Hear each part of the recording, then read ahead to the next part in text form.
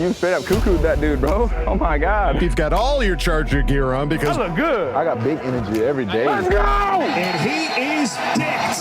Blind squirrel finds a nut every once in a while. That's right. You have to love what you're seeing on tape if you're a Chargers fan, especially for the future with Justin Herbert on the move and throws and touchdown. Players, coaches, staff, fans, together we can create something truly special. Stay tuned for some good content.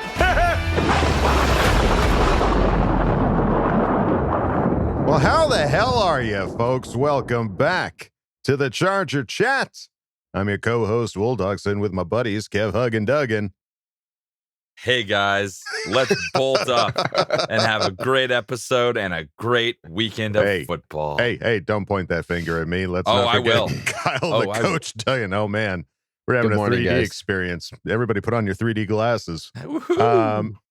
All right, gang, it is Friday, and it is time to look at the upcoming opponent. But before we do, YouTube, or I guess Charger social media, dropped a little teaser, a little trailer for the next all-in episode. And boy, our coach knows, he's got a way with words. Oh, my God. You know what I'm saying? He's got a way to just like, he knows when to be analytical and sound smart. And then he also knows how to jack you up and get you ready to go. Yeah. And the quote that I'm a little surprised that the Chargers actually like made a graphic out of this quote. I love this so much. But they made a graphic out of the quote of him saying, let's have a little bit of that urgency. Let's have a little bit of that, hey, fuck you, we're coming. I love it so much. I would wear that t-shirt. Like, I don't know, just seeing him talk to his players like that, and like him saying that, me feeling that way, God, this is the perfect timing to hear that. And I'm so jacked up for this Sunday. Yeah, I mean, hearing it is one thing. And you know, when it's not like we haven't heard our guys cussing in any of the, you know, the behind the scenes stuff, you know, whether it's Charger backstage or all in, but to actually see the Chargers make a graphic out of it that includes the like, it's like, wow, that's pretty cool. It's not just the it's the there's something about it. Like that was just the emphasis. I mean, it's the just entire like message it's like a great. battle cry. It's like a battle cry. We're getting ready, boys. Right. Get your armor on. It's the entire message, but the fact that they actually took the time to include it, like they could have just said, like, let's have a little bit of that urgency, end quote. Like it could have ended it right there, but it was like, no, it's the entire message is what's important of that. So that's just awesome to see. Yeah. Let's see. Apparently somebody, I'm going to guess over at Sportsline, took the time to actually crunch some numbers and figure out the playoff chances for the teams right now.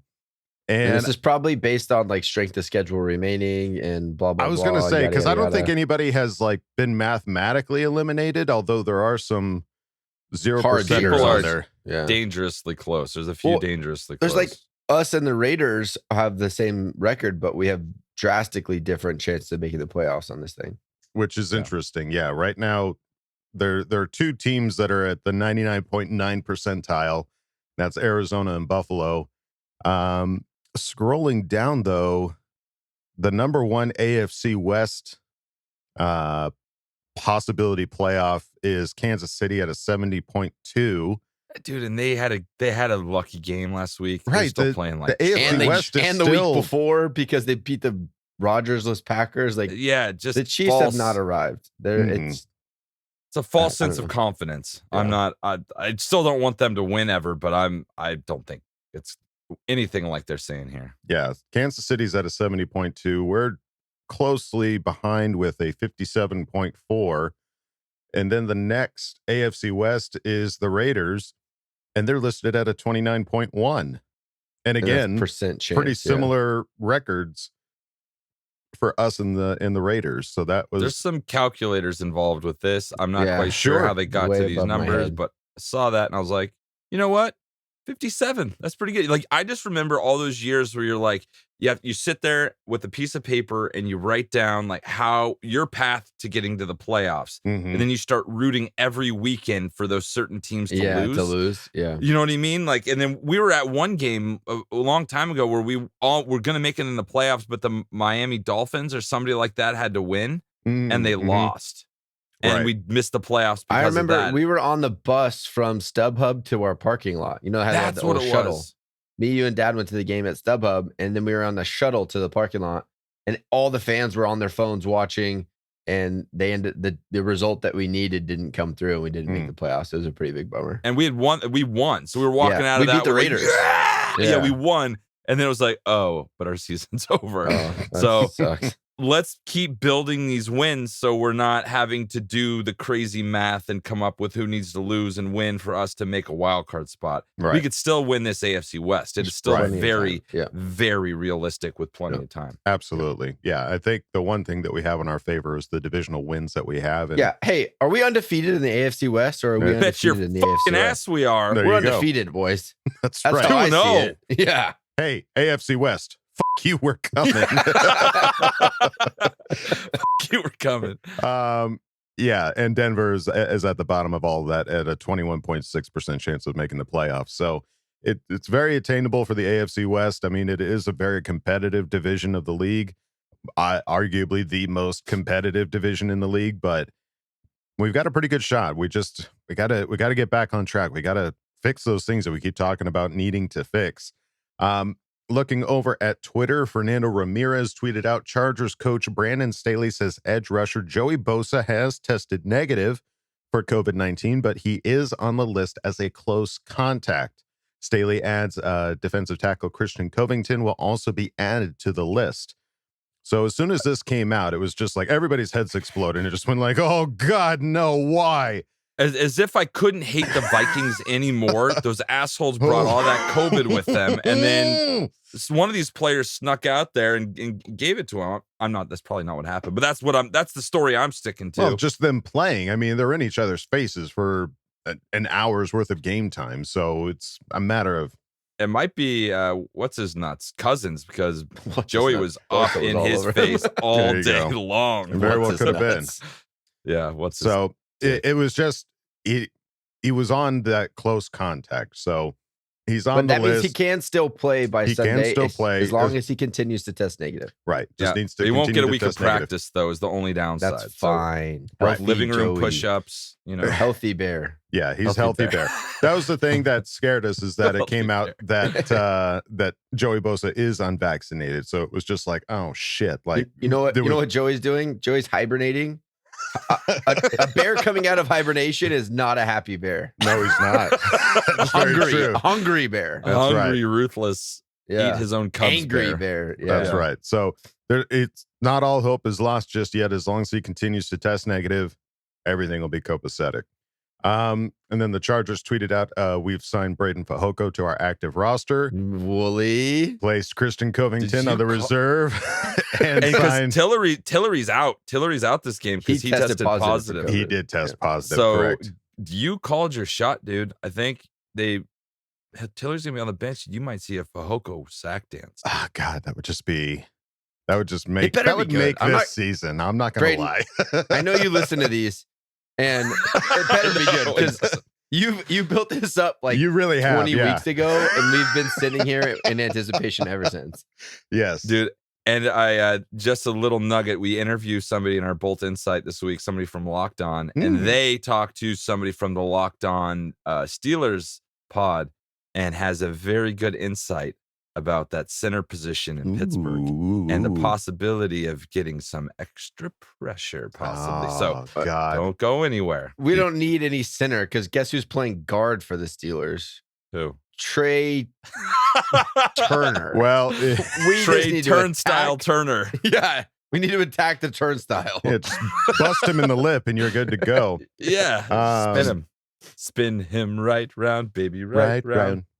Yeah, and to finish that tweet, Karen Reed was signed to our practice squad. It doesn't say position, so I don't even know who Karen Reed. Karun. I think it's a D lineman, right? Got You a would cool first imagine, name. considering that it's all defensive guys. I don't but think it's Karen though. It's Karoon. Karen. Karen Reed coming in. Karen wants to talk to our manager.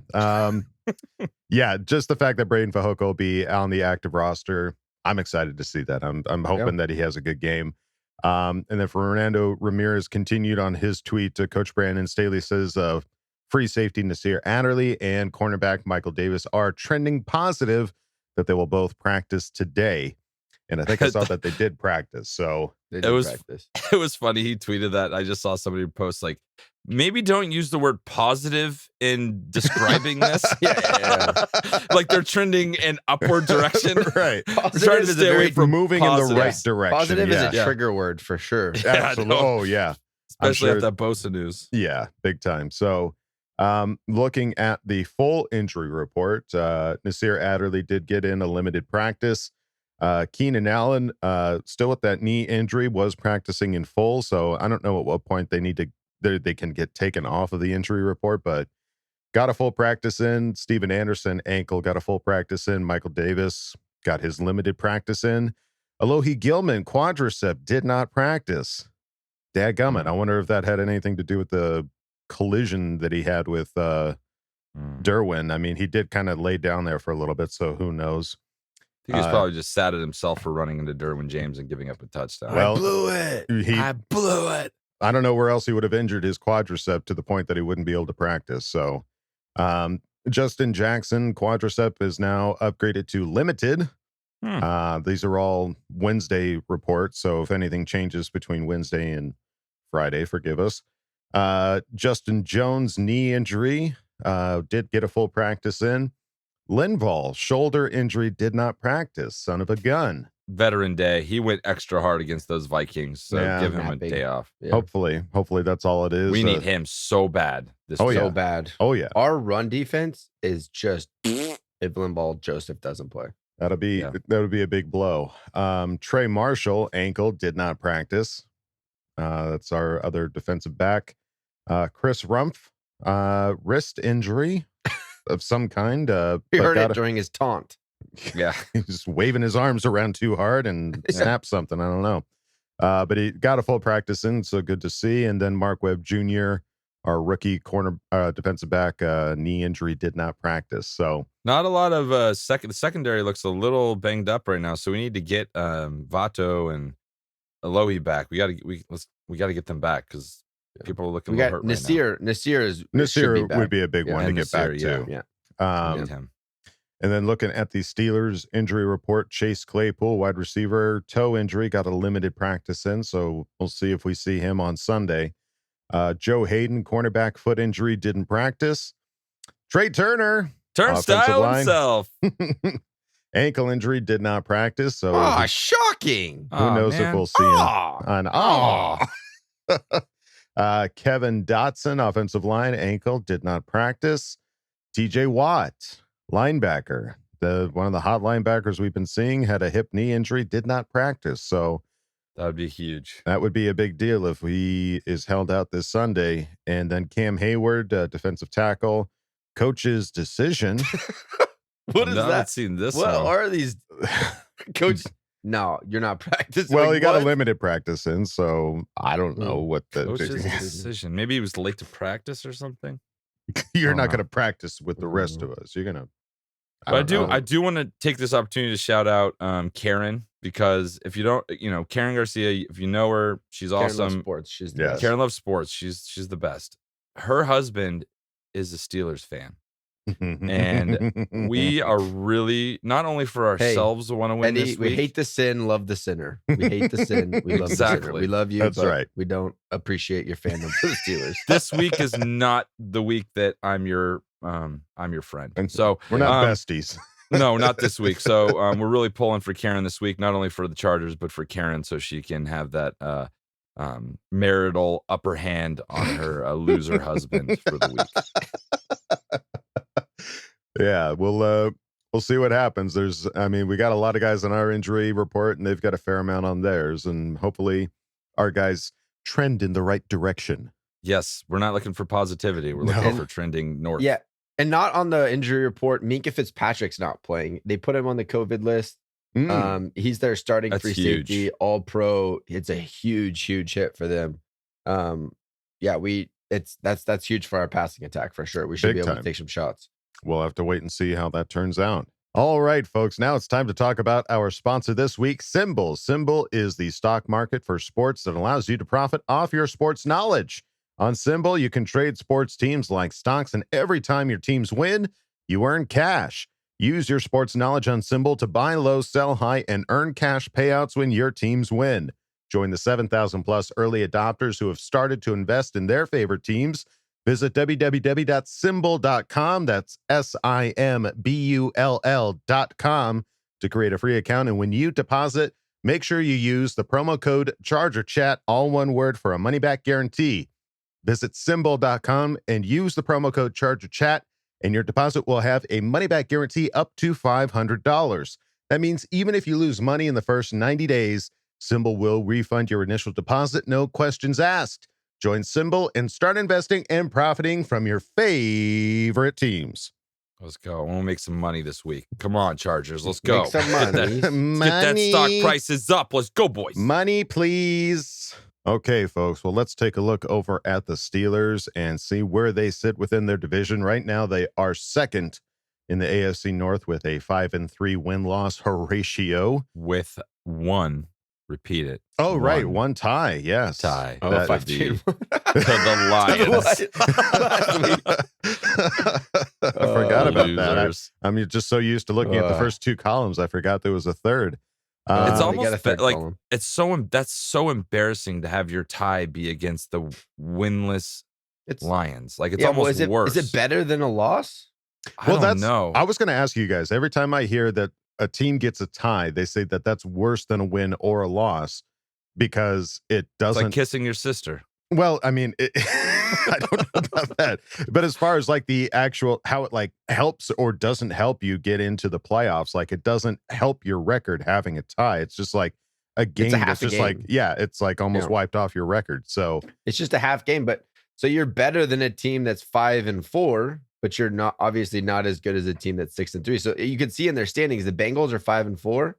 So the Steelers are now above them in the standings because they only have 3 losses. there you go. So it's like, okay, so to give a bad, Kevin's not going to be happy with this illustration, but in soccer, you get points for your wins and your draws. So you get 3 points for a win, 1 point for a tie. Okay. So you can kind of think of it like that. Like it's so like if you have a tie, it's not as good as a win, but it's better than a loss when it comes to standings. But as a fan, it's the worst thing that could ever happen. How do you leave? You don't leave Sunday mad or happy. You're just like, well, shouldn't have wasted 3 hours watching that. That was useless. And your opponent, you weren't like going toe and toe with the Ravens and you tie. Right. Like you just suck. Right. The winless Lions. So looking at the teams that they played, they beat the Buffalo Bills in week 1. That was pretty surprising. Lost to the Raiders in week 2. These are relatively close. 7-point game, 9-point game. Yeah, stomped by the Bengals. 14. Yeah, that was a 14-point game. Lost to the Packers, 10-point game. Beat the Broncos, but everybody should be able to beat the Broncos. The fact the Broncos have any wins is a shock. I don't know. The Broncos smoked the Cowboys last week. Yeah, I guess Von that's Miller true, yeah. gone, and all of a sudden that opened up everything. That's Or true. that was 2 weeks ago. Sorry, that was 2 weeks ago. I think. Yeah, so they beat the Broncos, barely beat the Seahawks. In overtime. Yeah. Beat the Cleveland Browns. It was a pretty low-scoring game, and barely beat the Chicago Bears, 29-27. They haven't scored 30 points yet this year. There you go. Their offense is not prolific, but their defense keeps it close. Mhm. That's always been the identity of the Steelers. You know, they're tough defense with a good running game, and that's what they are again this year. I think some of these numbers though also include Minka and TJ Watt. So if without them, that's those are they're two best players on defense. And doesn't anymore, did include Melvin Ingram, who is now no longer with the Steelers over on Kansas City, which is what sucks? Arguably more unfortunate. But what sucks? Ever since he got to the Chiefs, they haven't lost. Just saying. I did see a little bit of him playing, and he did He did look good. All right, let's not talk about it. Let's move on. I I know. love you guys too much. Too. Why did we do that? Darkness. Why did we do that? I'm sorry. So yeah. Wait, what are we here, Kevin? What is this? What have I done? What are you That does doing? not align with our goal on the Charger Chat podcast. This is not our bringing up- mission statement, guys. Bringing up crap. Yeah, we'll talk about it after the show. Does not we compute. go to HR. I'm yelling at me again. So yeah, for all intents and purposes, we should be able to beat these guys. So Well, we should be able to beat every team every week. Exactly. as we've mentioned, yes, we should be able to beat every team. It's just whether or not we can play a clean game, get all the kinks worked out, and God, come on, guys, just do it. Yeah, I Something think to- with Ben Roethlisberger not in too, last week Mason Rudolph threw 50 passes. So I don't. Wow. I think he went 30 for 50 for like 250 or something along those lines. I don't understand. You're starting quarterbacks out, so now your backup, you just throw the ball every single play. Well, because Roethlisberger's so old, like his arm doesn't work. Like he can't throw as much. So maybe that's what their offense is designed to do, and they're just like placating Ben. So I kind of want Ben to get back here and play because that would be a lot more fun to. But they scored go 13 after. points against the Lions in 5 quarters. Mm-hmm. So it's not as if throwing 50 times was beneficial for them. Touche. I just think I hope that continues to be the trend, because I think if Mason Rudolph throws the ball 40 times against us, we're going to create turnovers and get pressure on him. So I would anticipate a change in philosophy after that game, and I think Najee Harris is going to get fed quite a bit here coming into this game. Absolutely. Totally. And also something to keep in mind too. This game is all eyes are on us. This is Sunday night. This is that's right. and we've seen Herbert rise to the occasion on these big time games. Yeah. So let's get another one, man. I really want this win. Fingers crossed. All right, folks. Well, don't forget to go on over to chargerchat.com. Check out some of the sweet merch that we have over there, like this deliciously comfortable hoodie. It feels so good on my skin. It really is so soft. I was kind of So pissed comfy. off. I bought a Charger hoodie at the game, And it's I not as brought it nice. home. It's not as comfortable as ours. I'm like, damn it, this sucks. I spent like $70 on that thing. Well, yeah, you won't spend $70 at chargerchat.com, folks. If you want a comfy hoodie, go on over there, check it out. And also don't forget to check out the member section on our page where you can chat it up with other Charger Chat fans. So if you are so inclined to pick something up, it really helps us out, cover the cost of, making this show for you guys. So chargerchat.com, check it out. Now it's time to check out our next segment, Coach's Corner. Yes. Coach, let's see it. It's very nice. Is it good? Great moments are born from great opportunity. All comes down to today. You take this helmet and you put it right in his numbers, okay? I want to see nothing but snot bubbles in his nose. A lot of people want to blame coaches for a lot of things. Nobody puts coaches trade up. in his And corner. we shut them down because we can. Because I believed in you. And I wish I could say something that was classy and inspirational, but that just wouldn't be our style. Let's do it. All right, folks. Well, last episode, this last Tuesday, a couple of you actually reached out specifically to Coach, wanting him to take a look at some of our game playing. And I think some of it had to do with the Lombardi play calling and stuff like that. What exactly was that there, Coach? Yeah, so everyone's kind of frustrated with the short to intermediate passing game. Mm-hmm. There are even some charts that went up. I don't remember where, but on social medias and some of these these sports outlets. Next gen. Yeah, it was talking about like how it showed like a passing chart on a football field of where all of Justin's passes went, and they were all like under 20 yards. Mm. And which led to a lot of fans being like, "What's Lombardi doing? Why is he calling only these short underneath routes?" So my question, as when I hear those stats and when I hear people accusing a coordinator of anything, because I was a coach, I was a coordinator, I got accused of a lot of stuff that was not always correct. My head goes, okay, well, is this actually what's happening, or is there some other factor going into this? So I wanted to go back and watch I watched every pass play of the first half to see if there was deep route options. So is it a matter of Lombardi's play calling? He's not even calling deep routes, or is it just a matter of Justin not taking those chances? Because if the deep route's called and that's part of the route scheme, then it's not Lombardi's fault. He may have called a play with a deep route intended, and Justin just didn't throw the ball. And you can't blame that on play calling. You can blame that on Justin being conservative. You can blame that on their defense being over the top and not allowing deep balls. So we're taking what they give us. You can blame that on overall philosophy of the team of being too conservative, but you can't blame that on the play calling because the call is there for the deep balls to go. So I looked at quite a few. This is, I think, the most glaring. I don't think that we're a conservative underneath team. This is the very first pass of the game. So on first down, we ran a little run to Eckler. He picked up 5 yards. I'm going to roll it. This is the very first pass of the game. Watch these two guys. It's a two route combination. There's only two guys going out on passes, and it's a play action. Watch how deep these routes get. And like I said, I think this is a perfect example. First pass of the game. We're setting the tone. This is what our team's about. They're both 25-plus yard routes. Those are deep routes. That's taking a chance. We're trying to go downfield right away. Now, it's a play action, and the linebacker catches it, so it doesn't get open. He gets to Justin too fast, and he's not able to make the play. But look at these big. This is a big 25-yard route. Mike Williams is down here at 50-plus yards.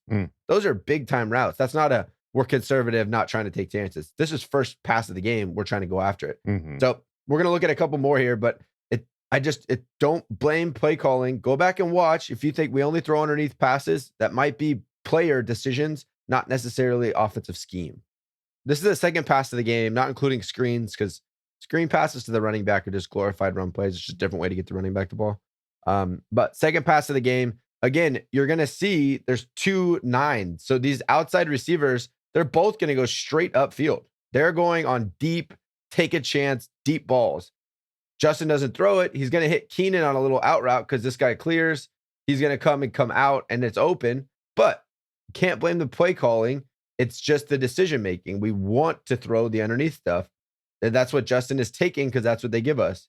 But if you watch up top, man, in my head, pre-snap, if I'm wanting to take a chance, you have Mike Williams right here in press coverage with safety in the middle of the field. This guy's never going to get to the sideline in time. If we're wanting to take a chance, the play is called.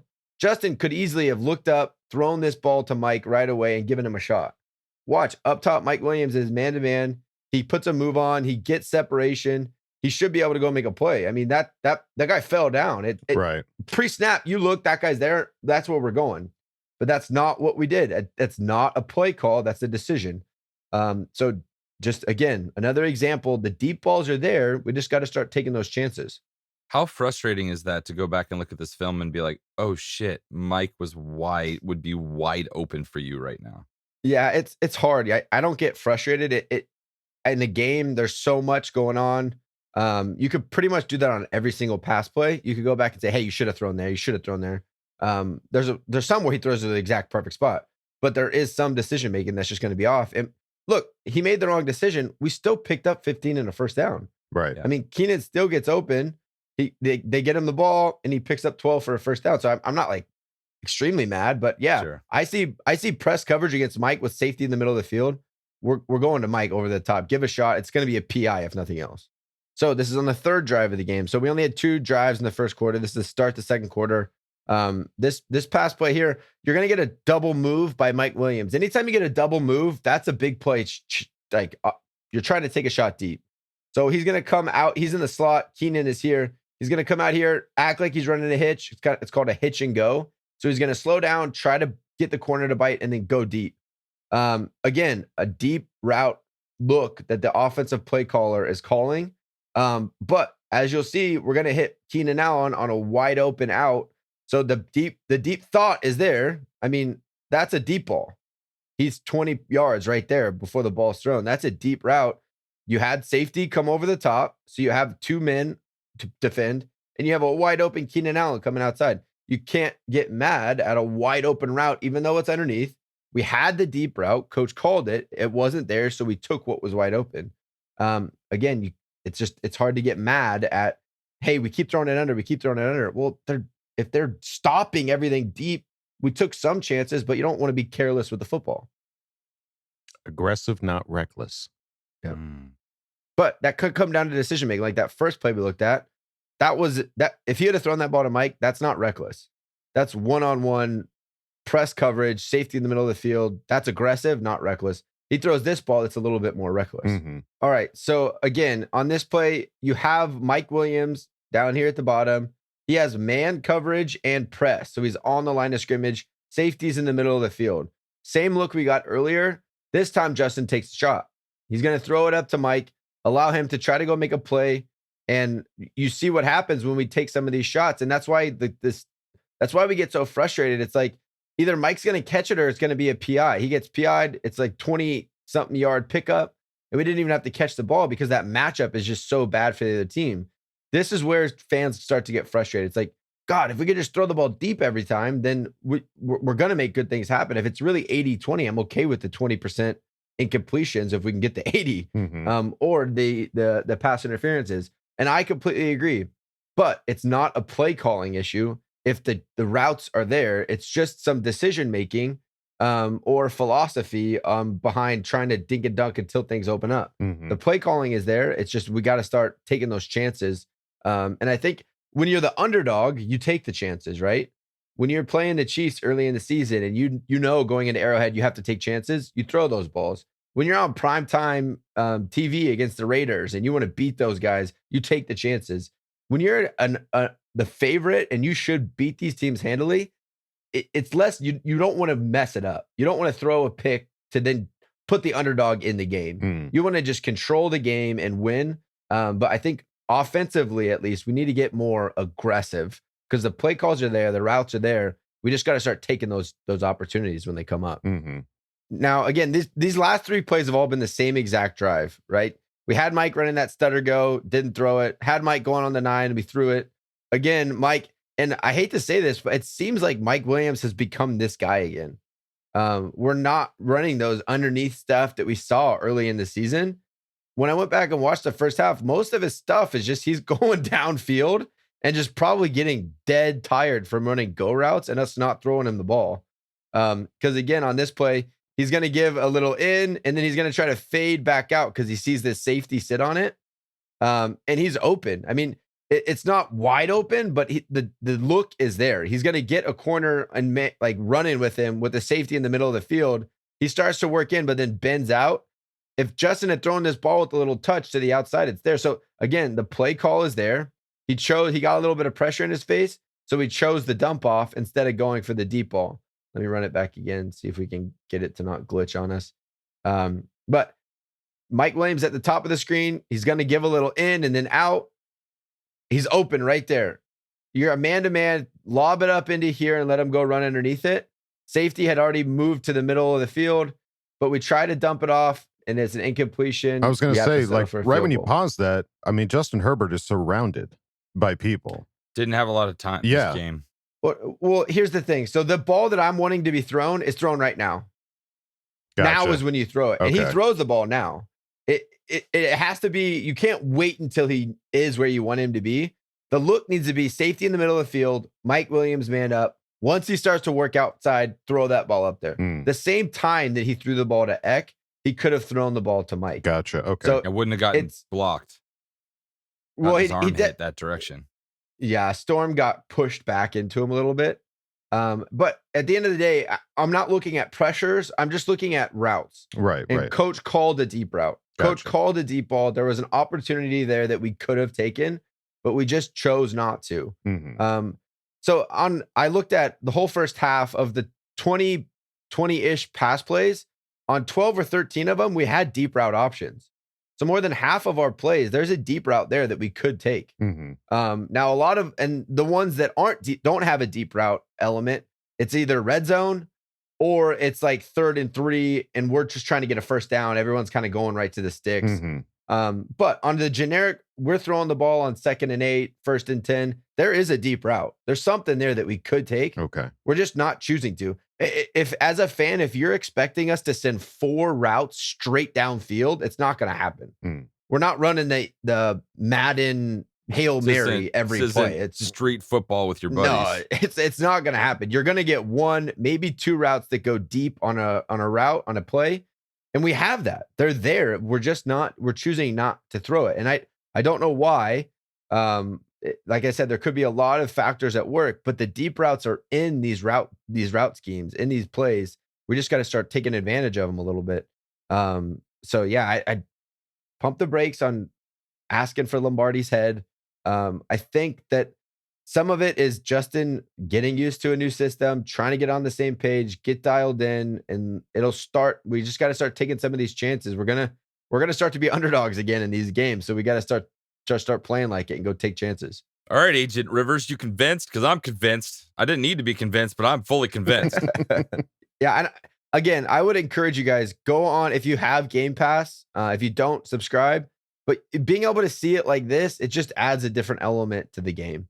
I think it can easily help some of that anxiety of, man, what are we doing? What's happening? Blah, blah, blah. It's like sometimes we just make that bad decisions, and sometimes it's just not in the cards for that day. Right. And it's not even always necessarily bad decisions. Like, I mean, you chose the lesser of two evils. It's a decision, you know. Yeah, you chose decision B when you could have chose decision A. Yeah. Because as you mentioned earlier, some of the decisions, the toss to Keenan Allen, like that still got us a first down. It just wasn't, you know, a 20-yard first down. It was a 15 or a 12-yard first down. So, yep. All right. Well, there you go, folks. Agent Rivers, Efren. Coach took a look at it, showed you what all was going on, gave you the bird's eye view, which is important to actually see what all is happening as opposed to watching it at home and limited to, the whatever the angle it is that they give you. So, all right. Thank you, Coach, for taking a look. Thanks, for Coach. sure. And the guys that asked, let me know in the comments if you have any, like, if there was like a rebuttal or if there's anything else, because I'll get down in the comments and have a convo. There you go. All right, folks. Well, now it's time to go on to the next segment, Bolt Insight. Kevin kind of teased it a little bit earlier that we might have a little something special going on in this one. Let's see who it is. David! Or we won't see it. Kevin will just tell us. As soon as that clock starts, your ass is mine. When I met Justin Herbert, man, that dude is big as hell. You know, the goal is to just keep it rolling. Come in hype because we have a lot of things to be excited about. All right, guys, we are back with another Bolt Insight, and we're super lucky to have David from Locked On Chargers. What is going on, my man? Not much. Obviously, we're right in the middle of another game week. Big Sunday night football game against the Steelers in front of the entire world. We know whenever these two teams match up, something ridiculous is going to happen. Something crazy is going to happen. So I'm just looking to see what the hell that's going to be this time. Awesome, man. Yeah, super excited about this week. Want to get another win. It just these lost weeks are so brutal. It's just like, well, you want to get back. I want to get back on the field, do something, but obviously can't. So let's. I want to first, before we do anything, I want to find out how we usually do this. Is how did you become a Charger fan? We want to know a little bit more about you. Yeah. So, I mean, I'm from San Diego. My whole family is from San Diego, and, we grew up being Charger fans. I mean, that's just what it was. That was the culture. That was the environment. It was, and my mom doesn't, it's funny. My mom doesn't care about sports at all, but she does care about how the Chargers are doing on Sundays, Mondays, and Thursdays. And it's just, hey, did you see that touchdown? Or hey, you remember when I took you to the game at Qualcomm when you were 6 years old? And I'm like, Mom, I'm 30. I don't remember that. Of course not. But it was always a festive type of situation for us. We always got together to watch Charger games. I mean, let's be honest. The Chargers were interwoven into the fabric of San Diego, into that city for 56 years. Like it was a part of San Diego. When you talked about San Diego, you knew that the Chargers were a large portion of that. And obviously things have changed with them moving on to LA, but that's how it started for me. It was a family tradition to be a Charger fan. Yeah, that's awesome. Same here. Can't get away from it. I go home. I just went to the game last weekend. Like my whole house is covered in Charger stuff. And it's like, okay, yeah, that's why I was, imprinted. I was in the bathroom looking at Charger memorabilia. Like this is my life. So why I'm going to be a Charger fan forever. Absolutely. I mean, it's just everywhere. You come to my house, you're going to see Charger stuff on the walls. I mean, you're going to see Charger stuff on my body. I have Chargers tattoos. I mean, the Chargers are my life. Not my life, but they're a large part of my life. I mean, I'm a fan as well as an analyst, right? So every time the Chargers lose, it's going to take me 5 or 6 hours to wind down and not be angry and not be pissed off. And, I know that I have to get on here and record a show. I mean, Locked On, we do 5 shows a week. And the show does not stop. I mean, the show must go on. So you have to get your emotions in check and check back into that analyst and really go out there and give it as what you saw. I mean, you just have to go into it and provide the insight that you saw from the game and try to be as objective as you can. And sometimes as a fan, that's difficult. Yeah, for sure. And we love what you guys do over at Locked On. You guys grind and put out some awesome work. Thank so we everyone here appreciates what you guys do. So keep it up. So, all right. So, and I'm curious to find out a little bit more about your experience going to SoFi, because I know you went there earlier in the year. So what was it like going into the spaceship that is SoFi? Yeah, I mean, it's definitely an out of this world experience. I mean, pun intended. Yes, indeed. No, I mean, seriously, it is one of the wonders of the world. It is absolutely incredible. I love how they kind of made Rivers Lake. I mean, the Chargers fans, that is. Senior Snappy, not messing around over there. He's doing it. Anywhere that you look in the stadium, there's no bad sightlines. It's truly, truly beautiful. I mean, it is a mecca of football. It is a coliseum where our gladiators get to go out there and go to battle in style. And truly one of the most beautiful venues I have ever been to in my life. SoFi Stadium is an absolute gem. That's why they're doing concerts there. That's why they're wanting to host like the Olympics and stuff like that. It's because SoFi Stadium is one of those buildings where you want your event to take place. It has that kind of cachet. And for being such a young building, it is going to house some of the most miraculous sporting and entertainment events the world has ever seen for many years to come, because SoFi Stadium is that place. It's crazy. It's so awesome. It's just like so bizarre sitting there, like, can't believe this is real. It's just like doesn't feel right. So, and to do a fun punny segue, it did last week. This last game didn't feel real. It felt odd as a Charger fan. So, general thoughts in terms of like what you enjoyed, what you thought was good that we, improved upon from the previous week. What were some things that you saw that you were like, okay, cool, we're heading in the right direction? Because there were some definitely things that weren't good, but what did you see that you liked? Yeah, I mean, I think first and foremost, it has to start with the run defense. For the third straight game, they have shown improvement. They have shown that they are going to be able to corral one of the best backs in the NFL, Dalvin Cook. They held Dalvin Cook to under 100 yards rushing and under 4 yards a carry, which if you would have asked me that question 3 games ago, I would have said there's absolutely no possible way that would happen. The Chargers were giving up 5, 6, 7, 8 yards a carry on the ground.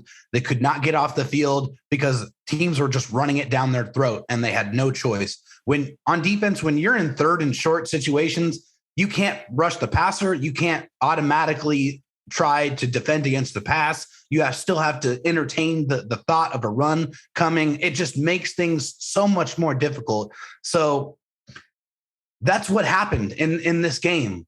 The Vikings, they didn't run it particularly well, but they ran it effectively. They kept the Chargers off the field, the Chargers offense off the field. They dominated the time of possession. The Chargers had very few opportunities. And when you get 10 possessions, but you have 6 of those be empty drives, it's hard to win a football game when that happens. But I think you have to talk about Keenan Allen having another strong game as well, close to 90 yards receiving in this game after having 100 yards receiving in the previous game. So that's definitely trending well. I think I'm starting to get a little bit concerned with Mike Williams. I hope that they start to use him a little bit more often because earlier in the season, he was a catalyst type of guy. I mean, you get the ball in his hands and let him go work. And I think early in his career, he didn't get enough of those opportunities. When he did, though, when he got that rushing opportunity, when he got that, those quick slants and the ability to just use those long strides and run away from people and that physicality to run through people, he showed that he is capable of doing that. He's much more than just a jump ball receiver. This guy can make things happen. So they need to go back to using him more. I think that's kind of what encompassed this game. And honestly, I sent out a tweet afterwards because the game was just frustrating, man. Right? Yeah. Would you agree with that? I mean, This was not a pleasant game to watch from start to finish. And it feels like to me, if the Chargers don't get off to a good start where they're in rhythm right away, it seems like they're never able to get out of that funk. And they can't straighten things out. And that's something they're going to have to correct going forward. Yeah, for sure. I was there in person and it just didn't feel like the Chargers I had watched the previous weeks. Like offense, like weird drops, weird decisions, just missed opportune times for things to go wrong. So we've had a couple of those this year, and I'm hoping we're just start distancing ourselves. Let's start getting into real Charger football where we're competitive. The beauty of all of it, though, is that we're, still as a one possession game. We still are still competitive. We always have a chance. So we're just, hopefully we can, kick it off and get, something going this Sunday night. Want to ask your thoughts on the Steelers team who just tied the Lions, which is just crazy. Yeah. So they're coming off kind of a disappointing previous Sunday, much like ourselves. So what do you think the keys to success for us in getting this win Sunday night? Yeah. So, I think if you look at this Steelers team, you don't know who's going to play quarterback. You don't know if it's going to be Mason Rudolph. You don't know if it's going to be Ben Roethlisberger, but I don't think the game plan changes too much. I think if you look at the stats, they're throwing the ball, 10 yards and under like 60% of the time. Like they're really not throwing the ball down the field. And I'm sure Chase Claypool's got to hate that. But Deontay Johnson is the beneficiary of that. Because, he's like Keenan Allen type where he's a very clean route runner and he always gets open. He has over 80 targets so far this season, and he has 26 more targets than any other person on the Steelers offense. So number one, know where he's at all times because they're going to throw him the football. No question. Najee Harris, he's dangerous. Don't let the 3.7 yards per carry average fool you because this dude will shake you out of your shoes. He'll run over you. He'll run around you. He is very talented, and he's a good pass catcher as well. They use him in the screen game a lot to try to slow down the pass rush. He is a legit weapon that you have to pay attention to and know where he's at all times. On defense here, I think the Chargers, there's some opportunities with a weak offensive line to really get after the quarterback here. They have some backups. They have a lot of injuries right now. The Steelers are hurting. And, traditionally the Steelers have very, very strong offensive lines throughout the years.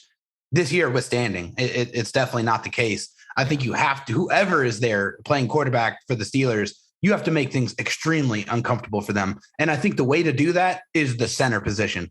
Their center has given up 3 sacks already this year. And, I was just on a crossover with the Locked On Steelers host, and he was saying, if you get interior pressure and you get your hands on this center, you can push him back and you can push him into the lap of the quarterback. And one of the things that, I loved seeing Phillip Rivers on Monday night there with the Mannings, they talked about that interior pressure, right? And how that was the most difficult thing for them to have to deal with because, if you got rushers coming around the outsides, you can step up and you can move a little bit in the pocket.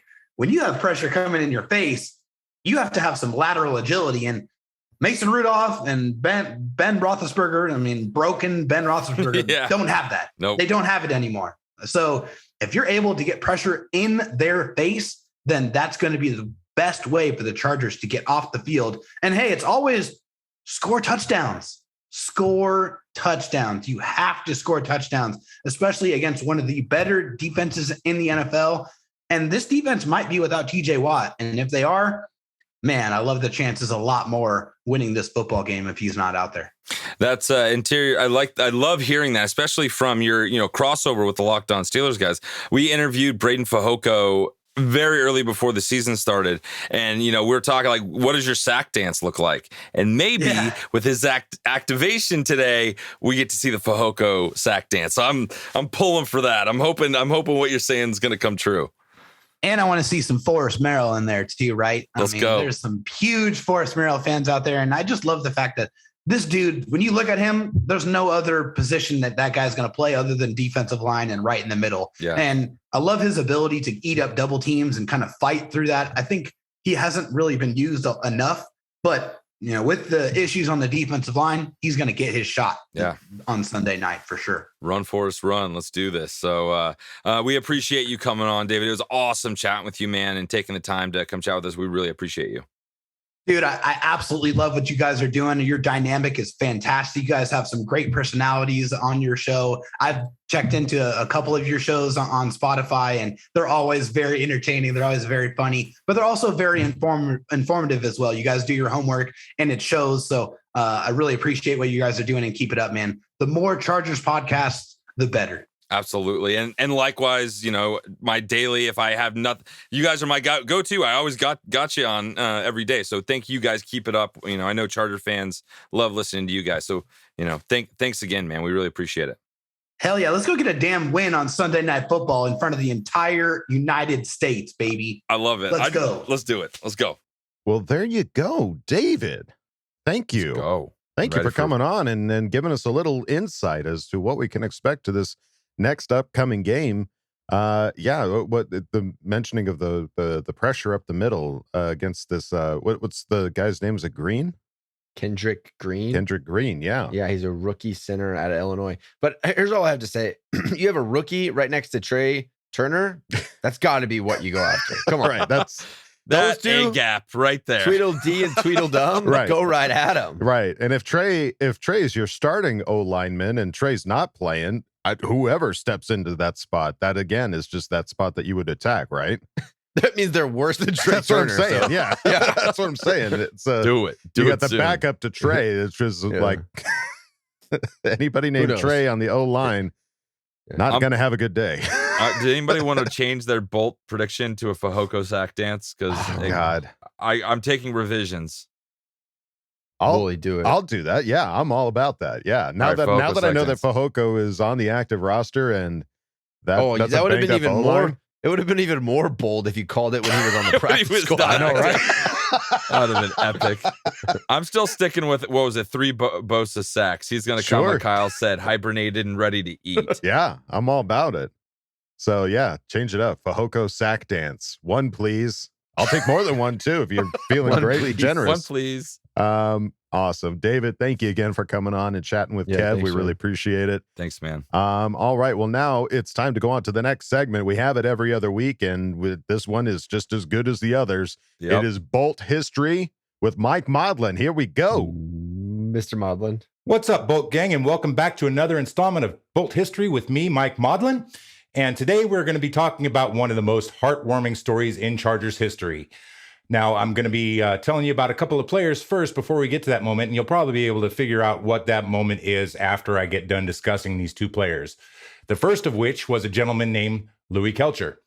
Louie wanted to play baseball in school, and by the time he got to junior high school, he was one of the biggest kids in his Texas class in junior high. And the coaches saw dollar signs in their eyes, and so they wanted to switch him from baseball to football and eventually talked him into it. So he went through junior high and high school playing football and then got a scholarship to SMU where he played college football. He ended up being drafted by the Chargers in the 2nd round of the 1975 draft. He spent 9 seasons with the Chargers. He earned first-team All-Pro honors in 1977 and 1978. He was a 3-time All-Pro, a 3-time Pro Bowl selection in 1977, 78, and 1980. He's a member of the Chargers Hall of Fame, as well as the 40th and 50th anniversary teams. He was selected as team MVP in 1977 and was the first defensive lineman to win that honor. He was also part of the Chargers Blues Brothers defensive line. That was the nickname based on the Blues Brothers movie at the same time that it came out. So obviously that was a fun nickname for the defensive line. The Blues Brothers were Leroy Jones, Fred Dean, Gary Big Hands Johnson, and of course Louie Kelcher.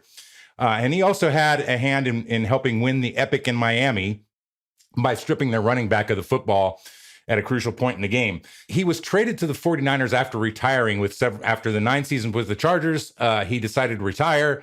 The 49ers inquired about him, and they were able to talk him out of retirement, and they traded him to the 49ers, where he went on to win a friggin' Super Bowl with them, which sucks. But anyway, he reunited with Fred Dean on that San Francisco team as well.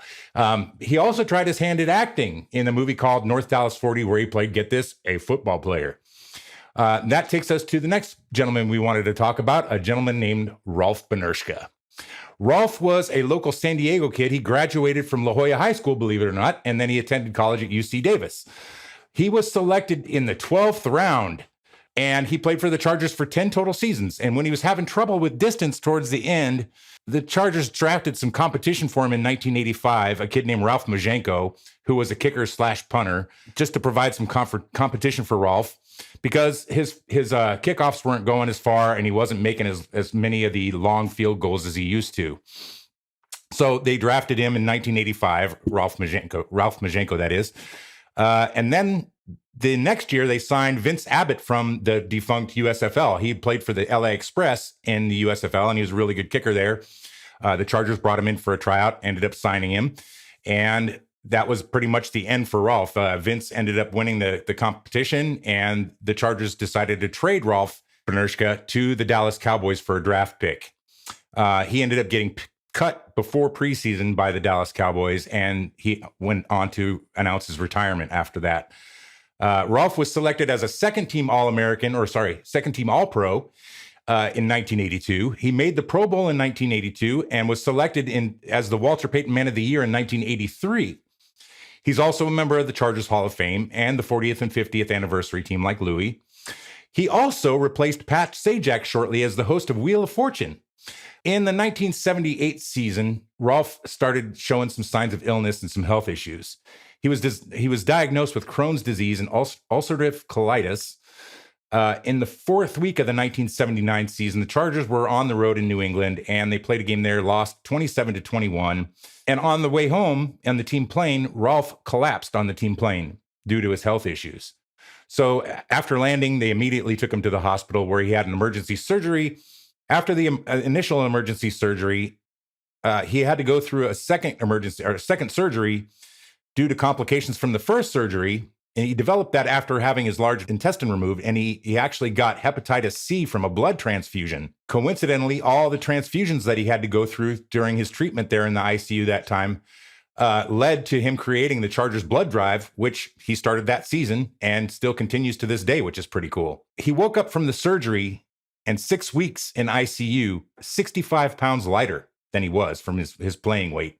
He was close to dying several times in the ICU, but he was determined to rebound, and he went through the rehabilitation he went through, and the dedication that he had in that rehabilitation is just unheard of. All of this leads us to November 18th, 1979. That day, the Chargers were playing the Steelers at home. The Chargers were playing the Steelers in San Diego, I should say. And the Steelers, they were the 70s team of the decade. They had won 4 out of the 6 Super Bowls they had played during the 70s. And they would end up winning the Super Bowl later this season that we're talking about, this 1979 season. Chargers publicist Rick Smith called Rolf to see if he wanted to show up to the game because he knew he'd been released from the hospital. So he called Rolf to see if he wanted to come to the game to kind of lift his spirits. And Rolf said, "Hey, man, I've only been out of the hospital for 10 days. I weigh 123 pounds. I can hardly walk. I don't know if I can do that. I've got wires sticking out of me. I'm having to wear coveralls because I can't wear any restrictive clothing. So I don't know how I would be able to handle all that." And Rick assured him, "Hey, man, we'll get you set up in a box seat where you're away from everybody. You'll be super comfortable. You'll be fine. Don't worry about a thing. Just get here." So Rolf did. He showed up to the game. He went up to the box seat.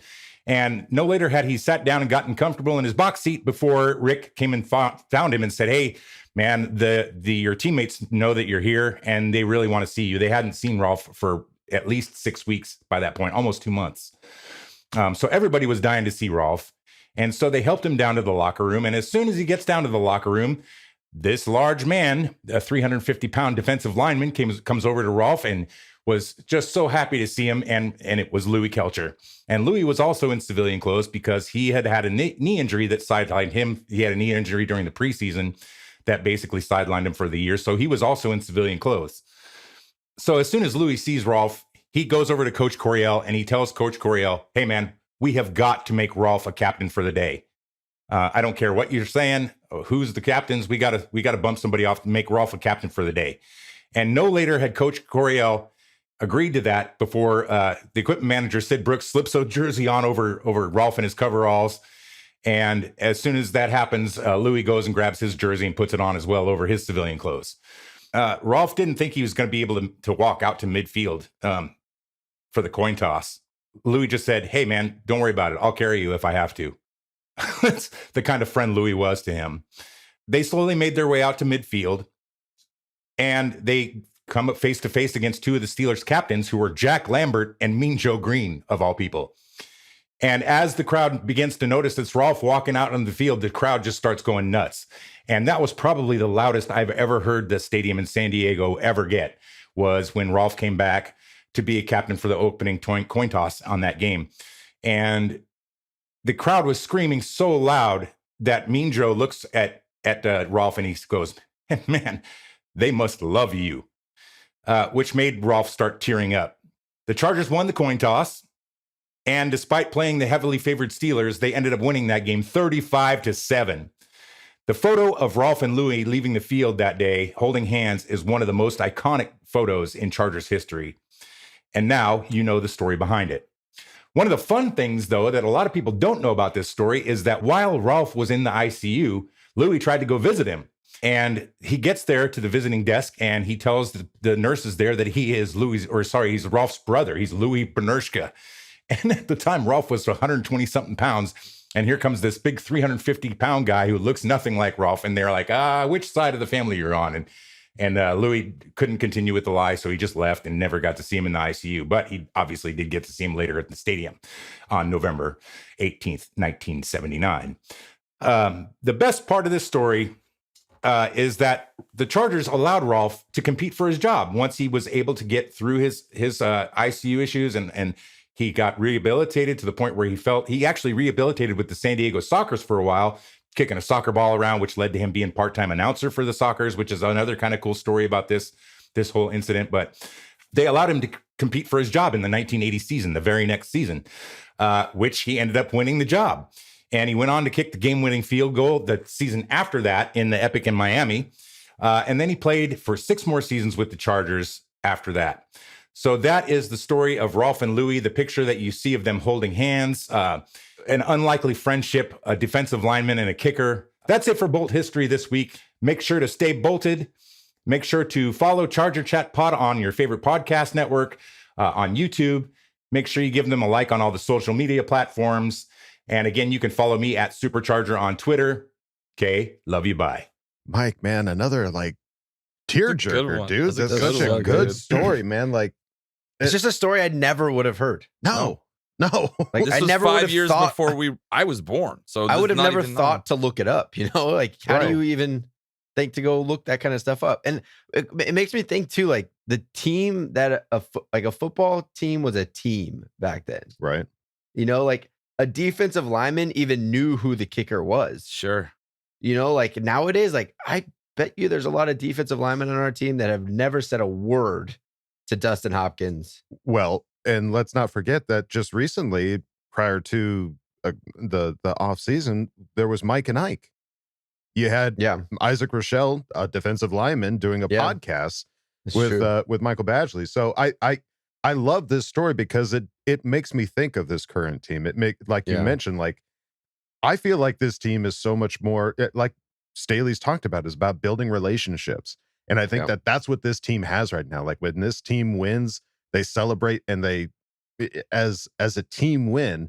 And when they lose, I think they deal with it as a team loss. So that's what it makes me think of. It makes me think of this current team and the relationships that everybody has with each other. I think it's awesome. Mr. Modlin, thank you for digging into the depths of Charger history and pulling out more gems. Continue to do it.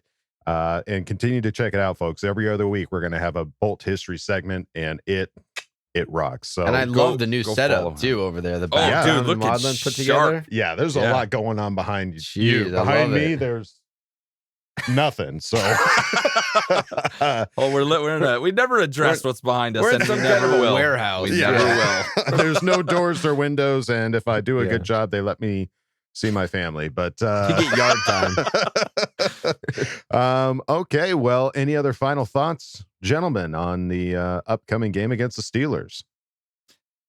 Just Sunday Night Football, dude, is different. And Kyle gets Kyle's going to the game. So go say hi to Coach, man. How are you when you go into Thunder Alley, Coach? I'll probably get there around 2-ish, 2:30, 3 maybe. I'm not exactly sure yet, but I'll be there a couple hours before the game for sure. So me and my wife and sister-in-law will be walking around. So if you see two twins, if you hear a really high-pitched laugh / cackle, that's probably the twins. So just follow the noise of a funny laugh. We'll be giggling around somewhere. Awesome. All right, gang. Well, that is going to do it for us here at Charger Chat. Don't forget to bolt up because we're ready for any squad, any place. just want to say, let's have a little bit of that urgency. Let's have a little bit of that. Hey, fuck you. We're coming. K love you. Bye. K love you. Bye. K love you. Bye. And now, a word from our sponsors. When you wake up, you're a hungry bear. And if you don't fill that belly quick enough, you turn into Angry Bear. Well, don't reach for the donuts and sugar cereal. Be the healthy bear with Bosa Bear Oatmeal. Chock full of vitamins and healthy fiber, it's sure to fill you up to start the day off right. Bosa Bear Oatmeal, the meal to keep you from eating your cubs.